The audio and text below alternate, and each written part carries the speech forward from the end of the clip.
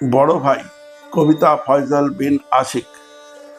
বড় ভাই ছোট হইয়া ছোট ভাইটাকে বড় করে, আর ছোট ভাই বড় হয়ে বড় ভাইটাকে ছোট করে। আমার বন্ধু রেজাক একবার আফসোস করে কইছিল, মানুষ একবার মানুষ হলি সে আর মানুষ দেখে না রে। কথাটা আমি বুঝলাম মেলা দিন পরে, যখন ছোট ভাই করলো, তুমি বড় ভাই আর বড় হলি যেটুকু করা লাগে সেটুকু হরি আসো, এই জন্য কি তুমি আমার কিনা নিছো নাকি? হ্যাঁ, না, কথাটা তো সত্যি। আমার কথা যে শোনাই লাগবে এরকম কথা তো কোনো জায়গাতেই লেখা নেই। অবশ্য ছোট ভাইয়ের দায়িত্ব যে লেয়া লাগবে এ কথাও কোনো জায়গায় লেখা ছিল না। নিজের বাচ্চার জন্য টেহানা জমাইয়া ছোট ভাইয়ের পড়ালেখার জন্য যে খরচ করা লাগবে সে কথাটাও কোনো জায়গায় লেখা ছিল না। আসলে পড়ালেখাটাও ঠিক মতো হরি নাই, তাই কোন জায়গায় কি লেখা আছে কোন জায়গায় কি লেখা নাই এটা বোঝার সাহস কোনোদিনও হয় নাই।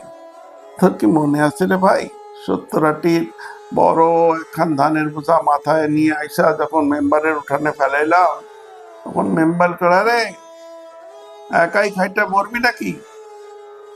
20-30টা আটি তোর ছোটটার মাথায় দিলেই তো এত কষ্ট হওয়া লাগে না। আমি কমলাম, দেখো মেম্বার, তুমি মেম্বার হয়েছে দেখাই যে সবকিছু বেশি বোঝো, তাই কইলাম না। সকলের তুমি কাজের মানুষ বানাইতে চাও, তাই না? ও পড়ালেখা করে, ছাত্র মানুষ, ওর ঘাটটা নরম, ধানের বোঝা মাথায় নিবি কে? তুমি দেখো আমার ভাইটা মেলা বড় হলি আমার আর এত কষ্ট হওয়া লাগবে না। আমার ভাইটা মেলা বড় হলি তোমার বাড়িতে আর আমার কাম করা লাগবে না।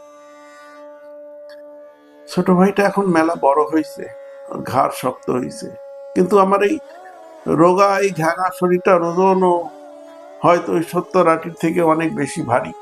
কিন্তু আমার কোনো ভালো কথার ওজন হয়তো সেই 70 আটির ধানের কথার সে মেলা বেশি ভারী। তাই এখন বিলের মধ্যে নৌকা ভাসায় দিয়া চাঁদ ছাড়া কালো আকাশের দিকে কিছুই না বোঝা সত্ত্বেও তাকায় থাকি আর চিন্তা করি, সত্যি কি মানুষ একবার মানুষ হয়ে গেলি সে আর মানুষ থাকে না?